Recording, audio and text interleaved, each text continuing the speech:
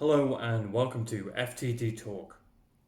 My name is John James and I'm writer and campaigner for male victims of female perpetrated domestic violence. Today we talk to Rob about a number of subjects that are at the very core of abuse: psychological abuse, gaslighting, and self-blame. This is Rob's story. Well, welcome, Rob, to FTD Talk. Hi there. And thanks for giving us your story of your abuse today. And I'd like to start by asking you, how did you and your partner first meet? So I suppose my case is probably unusual with some of the people that you talk to. So this person only ever was my friend, really. So I was actually never in a sexual or like a formal relationship with this person. But at one point I was apparently their best friend. Not long before I became a dangerous abuser in the sort of in her consciousness, I think. So I suppose just to say that initially, that I suppose it would be different to some of the people you've spoken to, that I wasn't in a kind of a marriage or even a kind of formal relationship. But I think I experienced a lot of the things that I imagine the guys you talk to will have experienced, stuff like gaslighting. I don't know if anyone you've spoken to also has experienced catfishing and the kind of online behaviors. So that's something I've become really interested in, because a lot of the stuff that she did was, after the relationship or the friendship had ended. A lot of it was kind of, so she created she created social media profiles and started abusing people on my behalf to make her story make sense. Does that ring bells? Or No, we've never had we've never spoken that before. I've heard of it, obviously, happening to others. Okay. Could you tell me how it all started then? So initially, how I met this person. So I went back to university when I was in my late 20s, and I met this person at a sporting event, and I was instantly attracted to her. I think, too much so. I think that probably goes back to issues that I have, that perhaps I get quite keen quite quickly on some girls, and I think that kind of fed in, and it created eventually like a really poisonous relationship, essentially. So the fact that the power dynamic between us was really unbalanced, and I think it was probably really bad for both of us.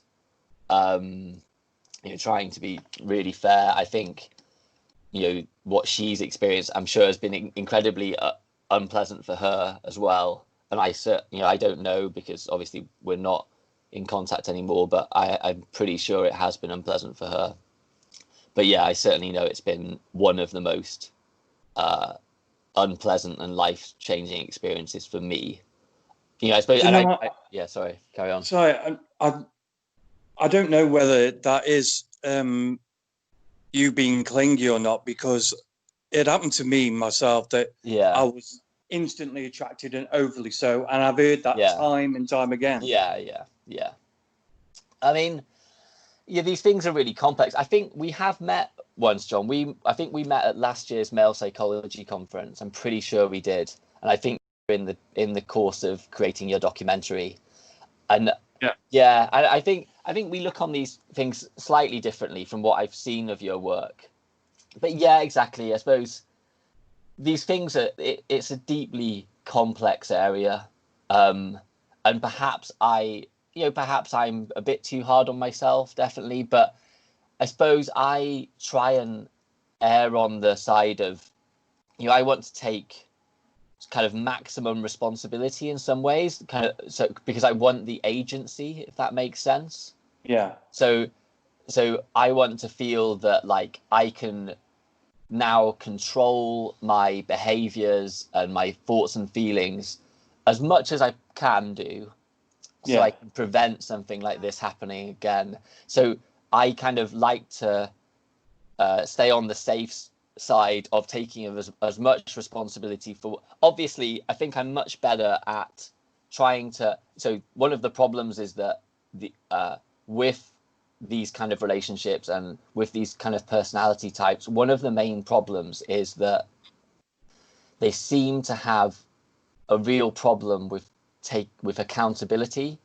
Yeah, definitely. Yeah. So one of the big problems is that they don't hold themselves responsible, and it's incredibly difficult one of the problems is if you try and hold them responsible for their behavior, things seem to get worse. So they'll flip the story. With some, I've seen the term DARVO, so deny, attack, reverse victim and offender. Do you know that one? Yeah. So that's certainly a behavior that I, when I found out about it, so I think I read about it on A Voice for Men or something. Well, that really that was really powerful for me. I was like, yeah, this is what's happening. Like whenever I try and be as reasonable as possible, and I'm like, look, can you just see it from my point of view? Like what you're doing is quite hurtful. You're not being honest. Can you just kind of own your shit? Excuse my French. Can you take responsibility for the behavior? I'll take responsibility for being kind of too clingy or weak or kind of desperate. Whatever the words, the words are important, but whatever the words might be, I'll take responsibility for that element of my personality. If you'll just take responsibility for your behavior, but that always seems to make stuff worse. Like they can't seem to just acknowledge their behaviors and what they've done. But yeah, so anyway, I went on a bit of a tangent there, so apologies. That's all right. That's so, and I suppose that's why I sort of with the equality stuff, I'm more like, okay, to the extent that we can. In some ways, I'm a bit like, well, so if we're talking about the dynamics between men and women have certain expectations of men, and men have certain expectations of women, and then they're not always equal. Like, they're equal in some areas, they're unequal in others. And I suppose, like from one of my problems is that I in some ways I thought it was too equal, and like that I wouldn't be too highly judged for being a bit too clingy. But actually, I think my understanding was wrong, and whether that was for my education or because of my family background, I was getting that wrong. Because I realize, in some ways it's more attractive to be a bit more aloof, and they're more interested that way. So I don't know if that makes sense to you, but yeah. So I think some of it was my problem, but anyway, let's I don't want to. We can talk. Yeah, I'm happy to discuss it at all length, but I mean, yeah. I suppose I want to try and stay focused on what you'd like to focus on, I guess. Because you talk about whatever you need to talk about. Yeah, sure. So I mean, so I met this girl when I was going through university the second time. I was studying medicine, and I suppose one of the reasons that this has been such a powerful experience is that unfortunately, perhaps there were things going wrong in my degree anyway, but when things got really intense, so it ended with a false accusation as far as I saw it. She messaged a large number of, about 10 or 12, I think, of our mutual friends with this kind of story that that I didn't recognize. I recognized the truth of about 2% of it, maybe 5%, if I'm being generous. But the rest of it was, So I think, well, I'm comfortable to call it lie. And if we're being like really generous, it was like half truths. But yeah, like incredibly disturbing and distressing. You just don't. You're like you see what they are writing about you, but I could no longer pretend to myself that from this person had the kind of best of intentions, and that was always what I'd justified or rationalized her behavior as. It was like, oh, she means well, but she doesn't mean to make me feel this way. She's ignoring me here. She's giving me the silent treatment. She's kind of making me feel bad about myself. But this is my fault, really. So well, what kind of things did she say and do? Yeah, so I suppose initially it was when I first met her. I think it became obvious that I really liked her, and I suppose initially it was just I sensed, I suppose, disgust in a way. That's the kind of, I think that's how I look at it now. I think at the time I was more like, oh, I'm making her feel uncomfortable. And so I think that was me being extremely self-critical. So initially, I suppose it was, I would get left out of social occasions, and when I was there, it would,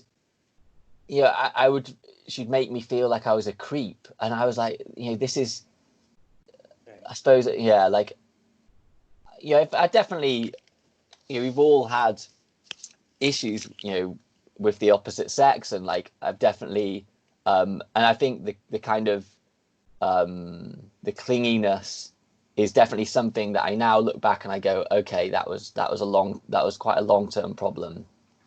But it was kind of on a different level. Like I noticed, I lost weight, just the level of kind of stress that I felt when I was, I was very self-conscious of my own behavior and obviously of what she thought of me.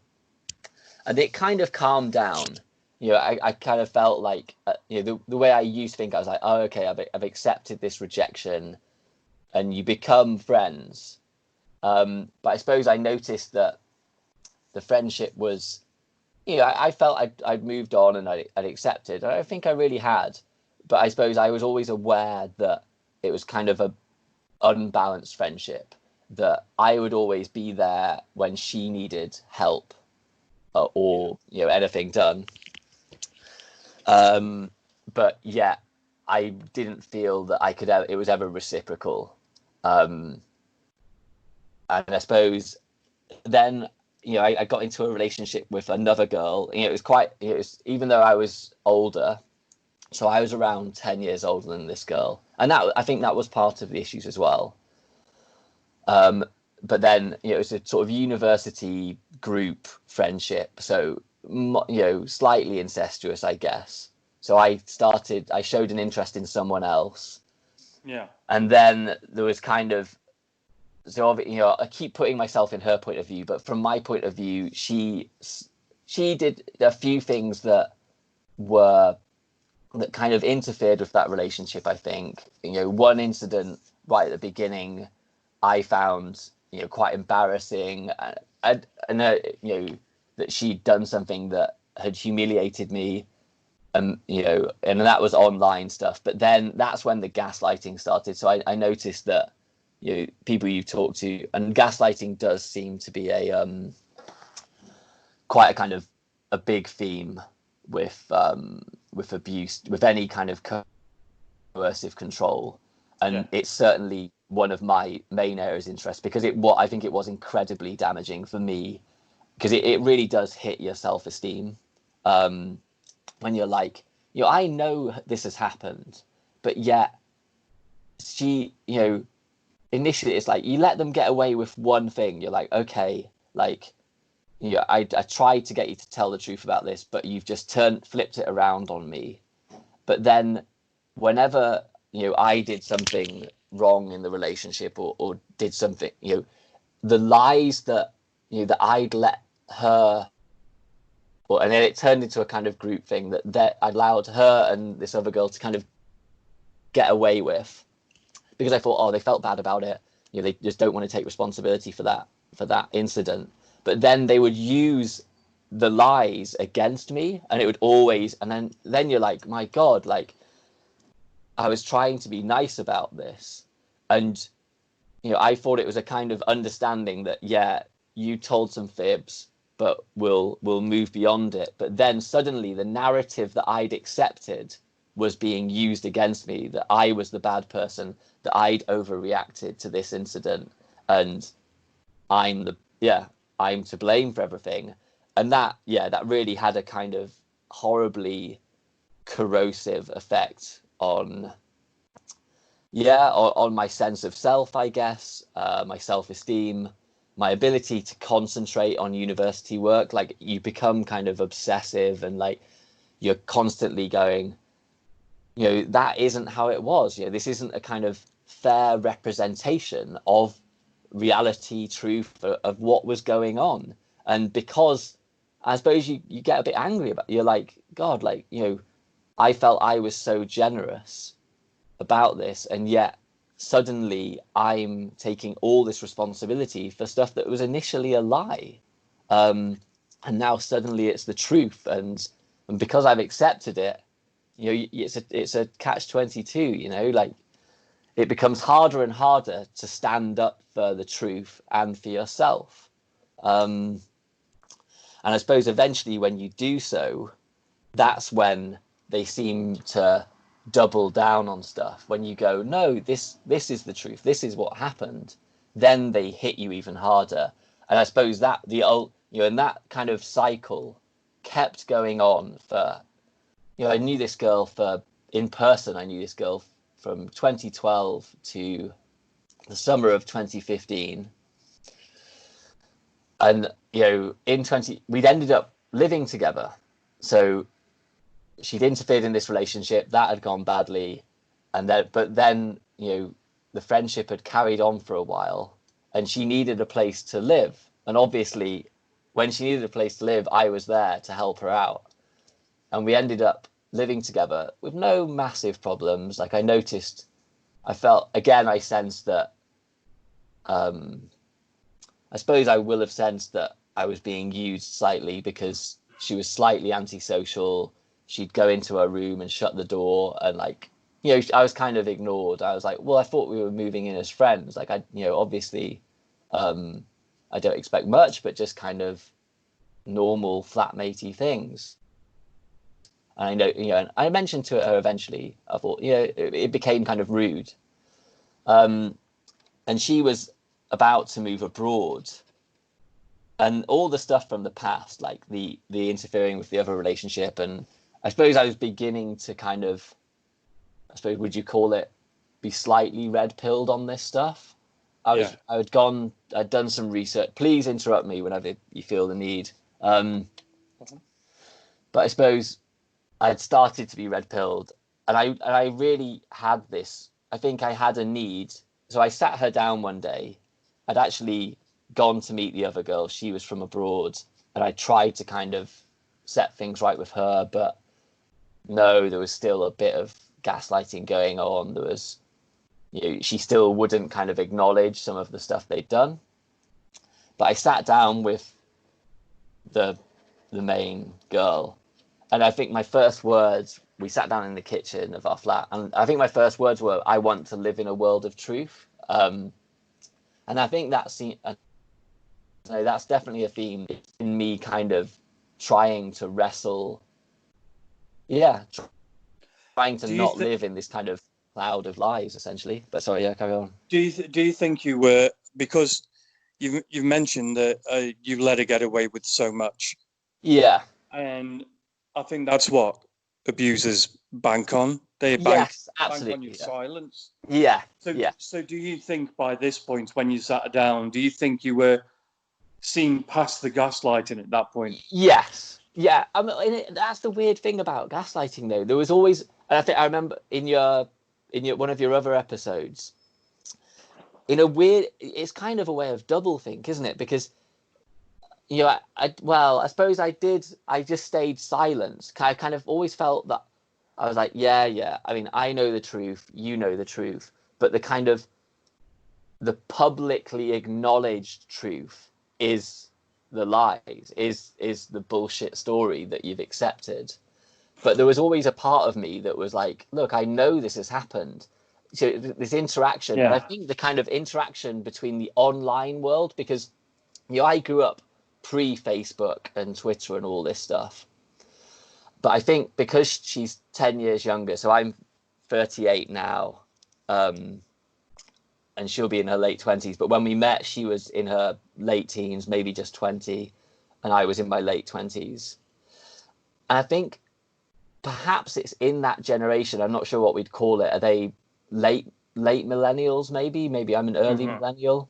I think they seem to care more about the or some of them. You don't want to generalize too much, but there seems to be this greater focus on the appearance of things as opposed to kind of the reality of things. And I think perhaps it's something that ties in with this kind of Instagram, Facebook, Twitter kind of, you can manage your reputation so easily now. Like you can just put out this impression to the world that you're something other than what you are. It's fascinating stuff. But anyway, I think that's true. I think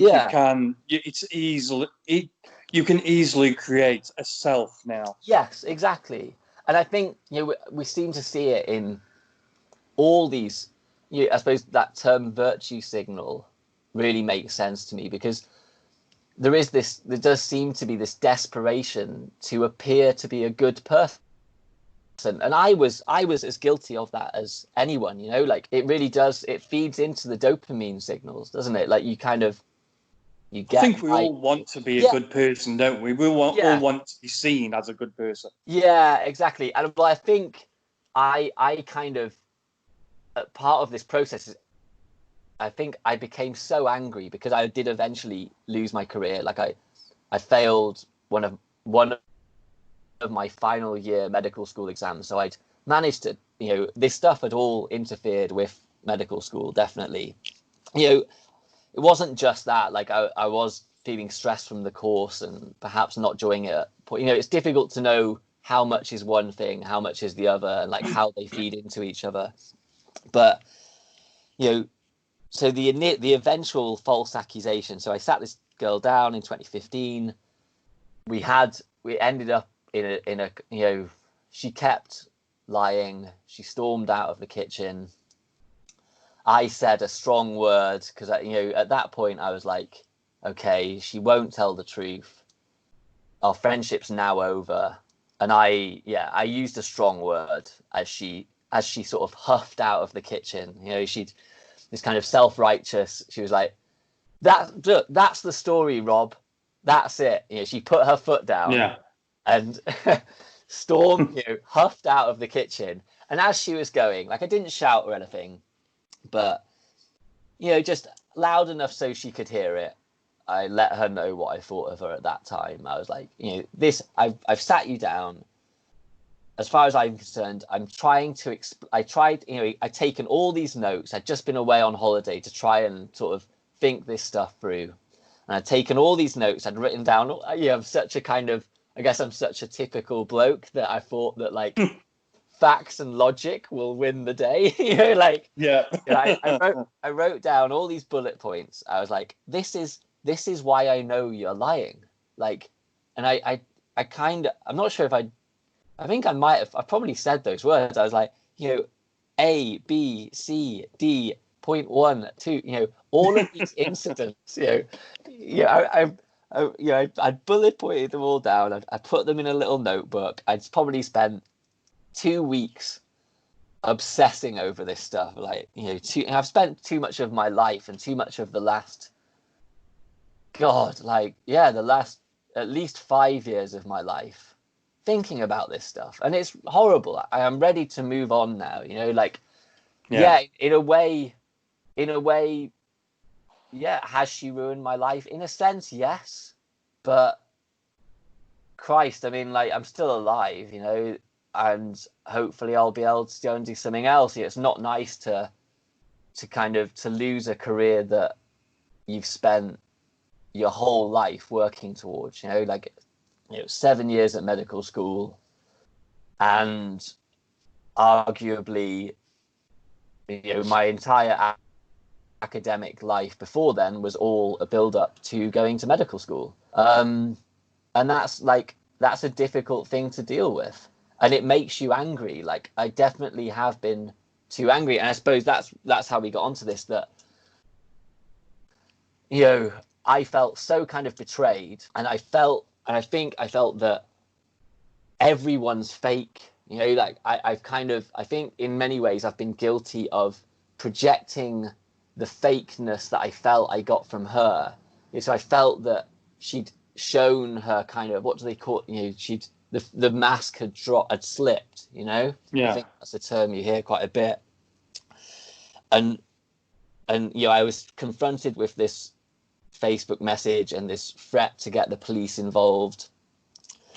I felt that everyone around, as far as I think I started saying, look, everyone's as fake as this. And it makes you it does make you so angry. And I think I went to the kind of opposite extreme. So from wanting to appear to be a good person or whatever it is, is there such a thing as a good person? We both have a good and a bad side, don't we?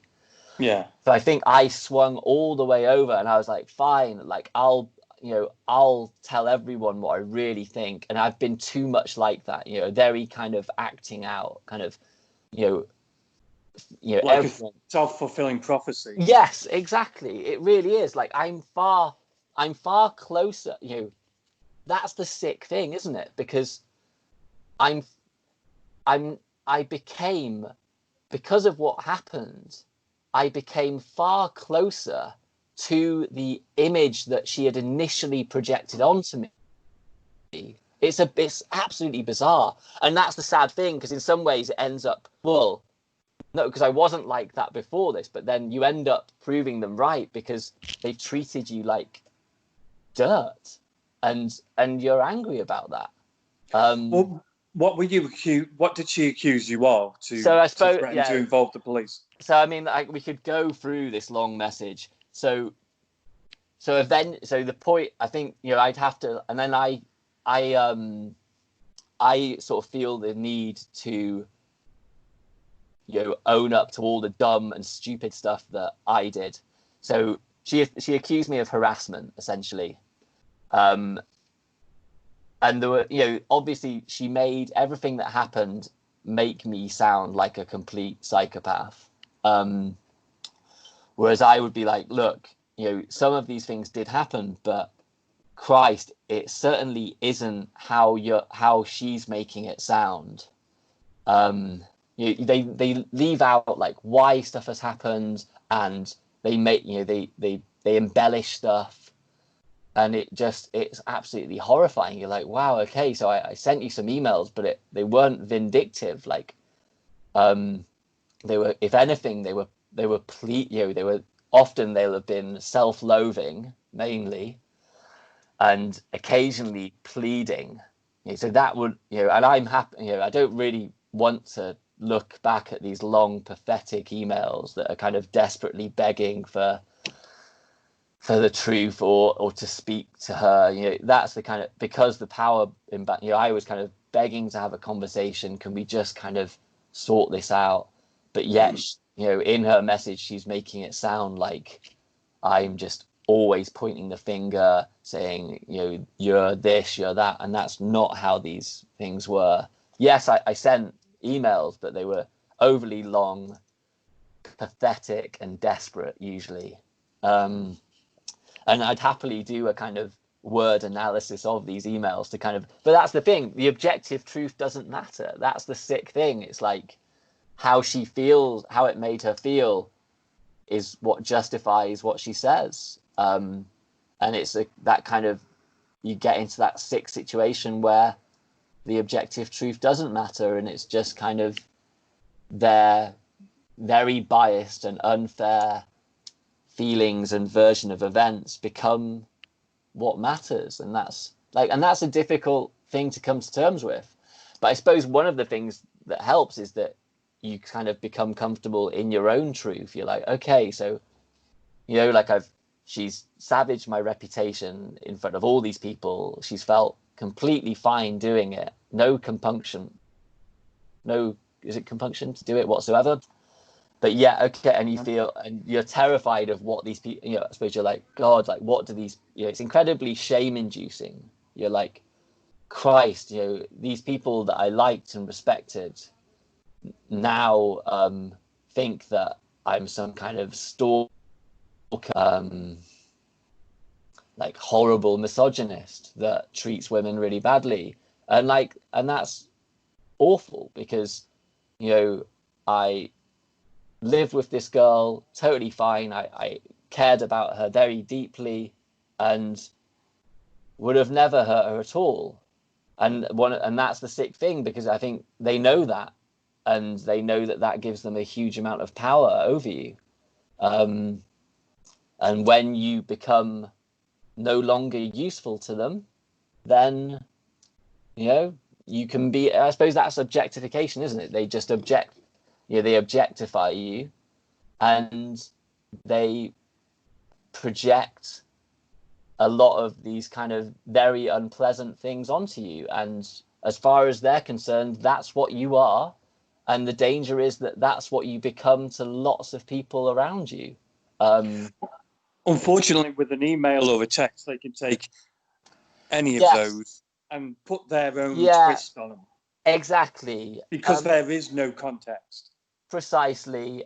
Yeah, exactly. And that's so, obviously I've had a fair bit of therapy around this, and my therapist has said, you can know what you've given to some, so I know what I've given to you, but I can't know what you've received. And it's a really complex thing, like how someone receives or takes anything you do. You can't ever know, and that's the nature of subjectivity, isn't it? You can intend one thing, but then the other person can receive something quite, and if she was quite staggeringly different to what you intended to give. And I think that's the most terrifying thing, because reading, I was lucky. So one of these people that she sent this message to screenshotted it and sent it to me. And that's something I'll remember my whole life. In some ways it was very good for me, in some ways it was awful.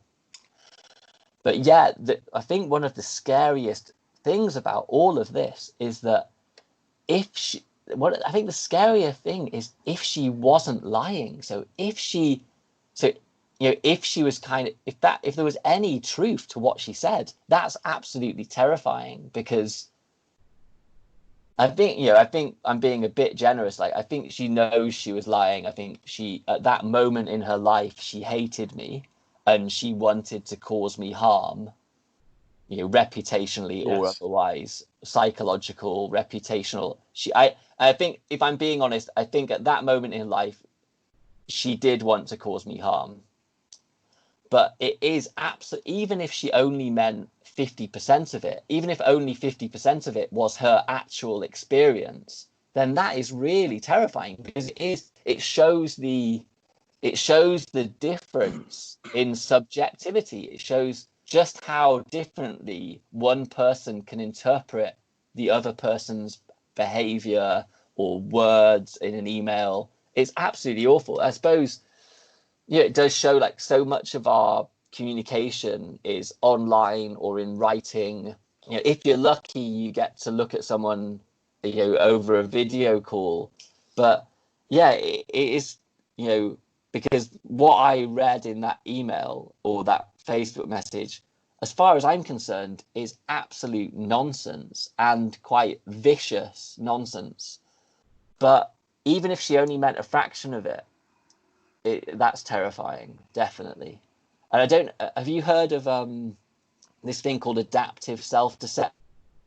Yeah. So I mean, that's an evolutionary psychology concept, and I saw Tanya Reynolds get interviewed by Jeffrey Miller on YouTube recently, and they talk about that, and that really made a lot of sense to me. You know, if we're being really generous, they people like this convince themselves that they're telling the truth. But in some ways, it doesn't matter whether they're like actively, viciously lying with entirely self-aware that they're doing that, or if they're completely not self-aware of what they're doing. Either way, it's terrifying because it can ruin people's lives. You know, like and it's incredibly complex thing that we're gonna have to. You know, I really admire your work because in some ways, I really do, John, because I think when you go into this world, when you go into the world of men's rights or kind of whatever you'd call it, true equality work, you notice just how nasty and vicious the kind of the lashback against it can be. And I'm sure anyone who's even remotely stepped into this world has noticed that. And in some ways, I've kind of, I want a bit of distance from it now. Like I think I had a really emotional period when I was like, this isn't right. This is really unfair. Like people shouldn't be treated this way. And in a way, I'm taking a step back for a while because I want to kind of, I need to get my feet back on the ground a bit. Like I want to get regular work and maybe get some kind of new career because things really did all fall to pieces in the end. But anyone who's doing this for a sustained period of time have got my utmost respect, because the issues involved are just so complex. Trying to get us all to a point where we can be like honest with each other but not hate each other it's a massive problem. And you see it playing out in politics, like these riots, and I don't know, it all seems connected to me, like all seems connected. I think group psychology, everybody wants their own truth, and some people want the truth that is actually there, and some people want their truth that suits their agenda. And I think that's where that's what abusers want. They want a truth that suits their agenda. Yes. No. Yeah. And I think that sums it up really well. And that and I suppose I look back at my experience, and it's not like I was, because the truth that I was pursuing doesn't exactly make me look good. It makes me look a bit pathetic, desperate. I think you're being too hard on yourself in a lot of ways. Yeah, well, or just kind of all of these things that perhaps stereotypically or archetypally men don't want to be associated, if that makes sense. So, yeah, I appreciate that I'm possibly being too hard, but so the truth that I was wanting didn't make me look good, and in some ways, it makes me look very stupid because it got so bad. I was so desperate that I made the mistake of going round to her workplace, and that was, I think that was the absolute pits. And obviously, I sent a very apologetic email. All I did was I said to her, "You're a liar and a bully." Like that was my state of mind. I just have to tell this person like that what they're doing is wrong. I think that's what, and then I walked away. But then obviously all hell broke loose, and the security were after me. And and I shouldn't have. That's something I shouldn't have done. I shouldn't have let myself get into such a bad frame of mind that I took the step, because that's a bad thing to do. That's again. I think you're being too hard on yourself, Rob. I think we're all allowed. Right. We're all allowed to run the gamut of every human emotion, and sometimes it goes too far. Sometimes we do make mistakes, but you shouldn't beat yourself up about it. And I think I've forgiven myself for that, but I won't be doing it again anytime soon, you know. But I suppose, and I suppose we were talking about kind of abusers as a kind of a dominant form of truth, and they want the one that suits their agenda. And that's what I would say, that I wasn't pursuing a truth that was kind of suiting my image of myself. You know, I was pursuing it as kind of trying to pursue a balance, hopefully largely objective truth of like, I've messed up. You know, you've done some pretty unpleasant stuff. You know, she set up a fake Twitter account, started abusing high-profile blue-tick journalists in America. It was very bizarre. Like, I obviously can't ever prove that she did that. But, you know, she used the same word that I used against her. So at the end of our argument, you know, I called her a very strong word. And that account was using that word quite generously against lots of women. So she was obviously very angry with me. She set up this account. And I only found out, you know, it was turning into like a Twitter kind of storm. And I only found out about it by someone Google searched the photo, and they were like, obviously this isn't the real person that's doing this. And they Google image searched the photo and found my real account, and then tweeted me and went, look, mate, there's this weird account attacking these female journalists. You might want to kind of report it. And I'm like, oh my God, yeah. And then I look at it, I'm like, what is going on here? Like, and I didn't even know what catfishing was. This is a few months after our big argument. I didn't even, I think I'd heard of the movie, but like, catfishing is like identity theft when they set up a fake profile and then they savage your reputation again. And this, you know, I didn't know that. And I suppose this whole experience is about, I didn't know that humans did this to each other. I didn't know that people were this dishonest. I think when you're exposed to this level of kind of bad faith action, you know, like people, you know, one goes through life and you think that most people act in good faith, and you know, trusting other humans is like important thing to keeping our societies going. You know, people keep their promises, people do what they say they're going to do, and people don't unnecessarily lie about each other.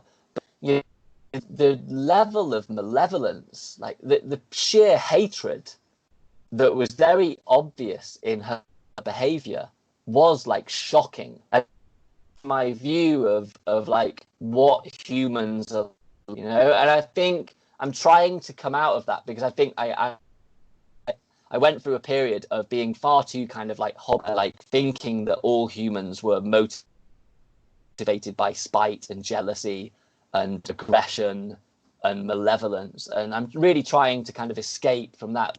But it has been like a long road, definitely, and it made me really, and yeah, I would say I still have problems with anger, definitely. Like I do, because I think in some ways I'm scared of when I notice that someone's being dishonest, you know, when I notice that someone's not being completely frank, and it might just be on quite a small scale. I notice that I'm quite hyper reactive to that. Like, you know, if I sense that someone isn't being 100% truthful, like I think it really stimulates the kind of fight or flight instinct in me, and I know, you know, I'm more outwardly aggressive, and you know, I don't want to be like that. You know, I don't want to be, and I think my friends find me tougher to be around because I'm more argumentative and perhaps more aggressive. And you know, I don't want to lose, you know, I've lost enough friends because of this experience. I don't want to lose more, and I want to be fun to be around again. And that's, you know, it's horrible to think that I'm, you know, not a fun person to be around anymore. It's really unpleasant. Yeah, you don't want to be that guy, you know. I do think it takes time, Rob, and that I think you have to be kind enough to yourself to say, and honest with yourself to say, yes, this will take time. Yeah, no, and agree. Don't rush it. Yeah, totally agree. Have you spoken? I suppose. Have you spoken to your friends about this? Yeah, so I think most of them are vaguely aware. Like some people, I think most of my, my main group of friends are sort of vaguely aware that something went on. I think, and like my closest friends do know some of the details, and I think, and I've actually overall, I think the people around me have given me a decent amount of latitude, and they've been quite understanding. They've been very generous with, and very empathetic in terms of that they're like, okay, Rob went through this, he's still angry about it, and they're quite understanding about it. And so I'm really grateful that they are. And I suppose you noted, like I was at a wedding a year or so ago, and that was one of the first times I've spent time. So I know that she lied about, and you instantly get a sense of like who's on your, and you don't want it to be about teams, do you? You don't want it to be like her team and your team, but you do notice that one of the girls like definitely doesn't trust me anymore. Yeah, but people I think are kind of forgiving because they exist in that world where men are the abusers and women are the abused. That I think that is the framework for most people's understanding, and so you're always going to have that kind of cloud of suspicion over you if a girl has said this about you. And but given that happened, I think people are being incredibly decent about it all. And and that thing, because social media is such a big thing. I only recently saw a guy called, he's a doctor that I think we were in the same. He's now a registrar or something. He's doing really well in his career, and he was on the list of people she sent this message to, and I hadn't seen him since she sent this message. And I saw him at this race, and it was fucking heartbreaking. Really, so one of the things that she'd always say, don't, she'd like say, oh, I'm not telling you. She'd say all this horrible stuff and like that I'd done all this stuff, and then she'd say, oh, but don't let it affect your relationship with him. You're like, my God, you've just told them this pack of lies about me. Of course it's going to affect our relationship, But then she sort of dressed it out. I don't want, I'm not trying to harm him or anything. And I saw Chris, and you could tell from his like body language that it was like, oh my God, here's this. Or he didn't like, and then I said to Chris, look, Chris, I've seen that message. He obviously didn't know that I would know. And I said, look, Chris, I've seen what she wrote about me. And I'm not asking you to believe me. I'm just saying that, like, what the version of events that you got is only one side of the story. And I'm sorry to tell you, Chris, but sometimes people, it's really unfortunate, but sometimes people do lie about this stuff, and it's really horrible to confront that reality. And how common that is, we can talk about. But I'm afraid that was just horrible. This guy that I really, he's a really good athlete. He's a really good runner. I really admire him. I'm sure he's a great doctor as well. And it's just horrible that someone that I liked and respected has this impression of you. And that will never go away. Like, I think he did consider, and he did sort of think it through and go, I didn't actually, ask for Rob's version of events when this happened. So back in December 2016, when all this went down, only the friend that sent me this, he was the only person to get in touch, the only person to kind of check my version of events. And it took me over 3 years to even start to set the story straight with this one guy. It is awful. Like, and I think it is really, and with these podcasts that you're doing, I think it is important. I suppose, I think guys have to be extremely careful of who they give the whole story to, because obviously some of the stuff can be really humiliating, very embarrassing details sometimes. So I think guys need to be quite selective of who they tell, but it's also really important that more men, or ideally every guy gets told about gaslighting and how harmful and insidious and damaging it is. I think young men just need to be made aware of the weaponry that women have, for better or worse. They have this ability to cause really serious harm, whether that's psychological, emotional, reputational, professional. Careers get destroyed. It is really important that the word gets out there, so that and I think that is happening. I think young men are educating themselves online. They're kind of autodidacting themselves on these issues, because they're not going to get it from mainstream education. Like, their schools and their universities are not going to, it's not going to be covered in a kind of mainstream personal and sexual education class, I suspect. Who knows in the future? Maybe it will be. But at the moment, young guys are having to educate themselves online, on YouTube or whatever, about this stuff. So, yeah. I'm conscious I'm ranting on, John. I want you to be able to... I hope this is of some use. I don't know. It is of some use. The big takeaway is the gaslighting. I think that is extremely important. And what you've said, there's a lot of themes that run through the experience of male victims of abuse. Gaslighting being just one of them. The actual becoming instantly attractive and strongly attracted straight away is a factor of narcissistic personality disorder. What, for me or for her? Well, I mean, that's the thing. No, for her, because there's something about a narcissistic abuser.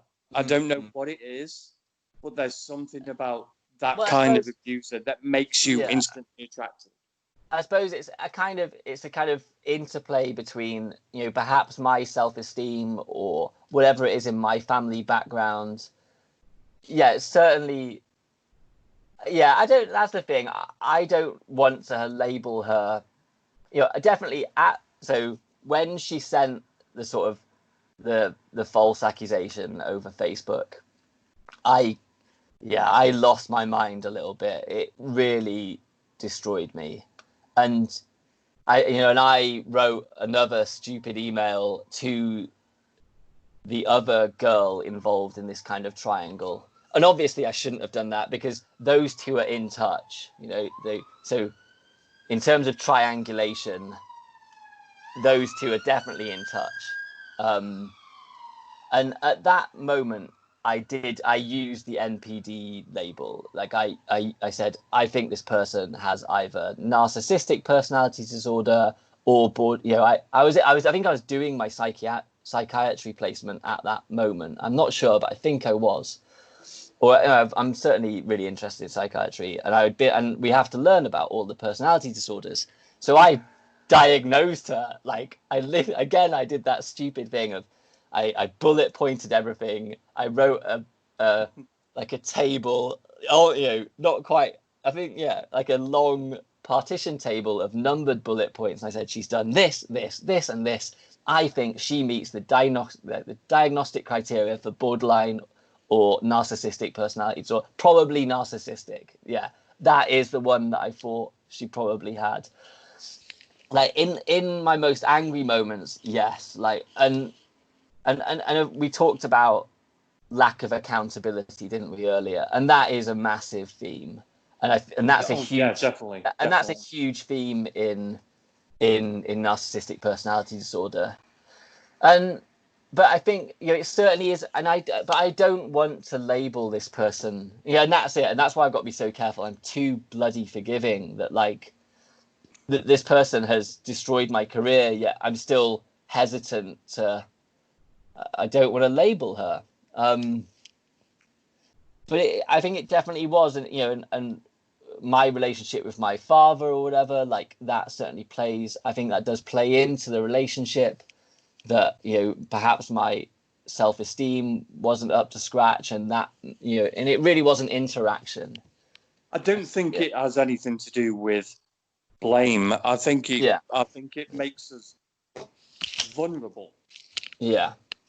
It makes us easy prey. Yeah. Really.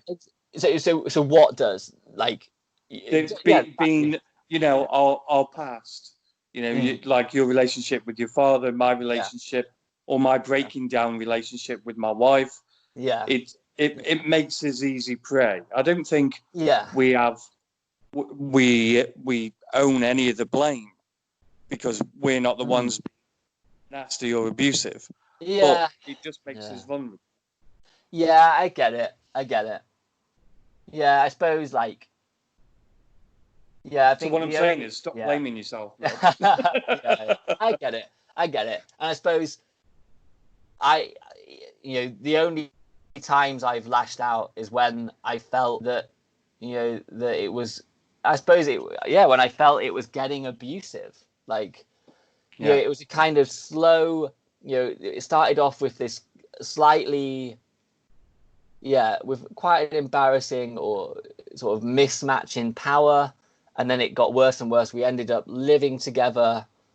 And that was actually fine for most of it. But it was when I tried to stand up for myself. And then she slammed me down. All the drama kicked off. Her mum was summoned. And that was incredibly, like, her poor mum had, you know, left her daughter. You know, like, she trusted me with her daughter, and I took that seriously. You know, not that I was a husband or anything, but just like, you know, I remember having a conversation with her mum in our kitchen. I was like, I think her mum's kind of checking me out here to make sure that I'm, you know, not a psycho or whatever, that I'm safe to live with, and that's like a sort of responsibility that I took seriously. Like, I don't, you know, I wanted this girl to feel and be safe in my company. And then suddenly, when, you know, when an argument goes against her, suddenly I'm, you know, as far as her mum knows, I'm this guy that she's scared to be living with. And her poor mum drives all the way down from the north of England, like, you know, at a moment's notice, comes down within a couple of days, and suddenly she's moved out. And I couldn't stand to be in the house because, you know, I could imagine what her mum had been told. And I was like, oh God, like, this is an angry mama bear coming down thinking that there's this horrible abuser. Like, my God, I can't be in the house for that, because, you know, you don't want to get between an angry mum and her cubs or whatever. Like, you're going to be in trouble. And with the impression that her mother had been given, I'm sure I'd have deserved a good beating or something. I think, it's really disturbing stuff, you know. What can you do? I just hope that things improve, really. And I kind of, one does worry about the situation between the sexes at the moment, and just how much kind of trauma and horrible stuff is, you know. And obviously, like, with our experiences, I imagine we're slightly biased. We see maybe more of the problems than a lot of people do, and maybe, you know, if you look at the objective measures, maybe things are better. But I don't know, in terms of divorce rates and like family court problems, you know, things aren't looking great between the sexes at the moment. I really hope that in the decades to come, like things can get a bit better, really. But I hope they will. It's going to take a lot of hard work. It does seem that way, doesn't it? And especially as the narrative really seems to kind of make things work. The general mainstream narrative doesn't seem to help with these situations, because it does seem to feed in to these kind of these paranoias, and it seems to feed fear between, particularly from women towards men. Like they're always fed this idea that men are these harassers and abusers, and women. If you look at the BBC, it's like they go out of the door without being harassed. This is the kind of picture of a world that we're creating in the media, and it's awful. Like it's not that kind of culture, and that those ideas that a lot of our culture is pumping out in lots of young people's minds doesn't create a healthy atmosphere between the sexes, I don't think. Well, the media coverage of the lockdown and the plight exactly of, abused women, that doesn't help things either. So absolutely, it always seems there always everything seems to make stuff worse for women, and it's usually men's fault. That seems to be the way of summing it up, and that's and it's really powerful. Like the girl, it's not the girl I'm with now. She doesn't escape this stuff. But she's a very decent person. But she certainly still gets fed these ideas on a really regular basis, and I don't want to push back against it too hard, because but and overall she's really fair, and I think she is starting to have a slightly critical eye against some of this stuff, some of the messaging. I just hope, and I think the internet is incredibly useful for it. Channels like yours, and it is increasingly breaking through. You're seeing, even on the BBC recently did a bit about that German chap who lives in Scotland. I'm not sure if you saw that. The men's rights activist. That's worth checking out. I will. Yeah, I haven't seen that. No. Okay, I'll send you that. I can send you it. And the final question: How do you feel about talking to me today? How's that made you feel, talking about everything? I think it's been nice to have you push back against some of my beliefs. Definitely, I certainly was. I was a bit cautious, because I think we do from speaking to you briefly at the conference, and I think from seeing your stuff, I think we do take. But I think it is quite a nuanced difference. I think pretty much a difference of kind of, but language is important. I think the differences in how we see it are, probably very, and I didn't want to come in and kind of like, exactly. I didn't want to impose my truth or narrative onto you at all. So I was conscious of that, I was conscious that I think we see some of this stuff slightly differently. But no, I mean, I've appreciated that you've said, go a bit easier on yourself, Rob, and obviously I am conscious that that was one of the initial problems, that I think my to be deeply self-critical is one of the things that kind of led me into this mess in the first place. Always had a problem with being like really critical of myself, whether that's in sport or academically. That's always been an issue, so I'll definitely try and keep that in mind. The gaslighting stuff, like I never want anyone to experience that. It's so subtle, but it's so bloody harmful, or it can lead you to a very harmful place. I would rather be hit than go through gaslighting. Yeah, well, I think that's the thing. Like, and that's why I think blokes really struggle, because I think now when we have a problem, or like male to male aggression, I think for guys is so much easier to understand. Whereas I think one of the problems that I didn't know, it was almost like I was in a girl on girl, sort of psychologically, it was a kind of, the aggression she was using against me is the same as that she would have used against another. I definitely much rather have, but God, like, so just to go back briefly, so as she went out into the corridor, I used the strong word against her, and I had to walk past her to get into my room.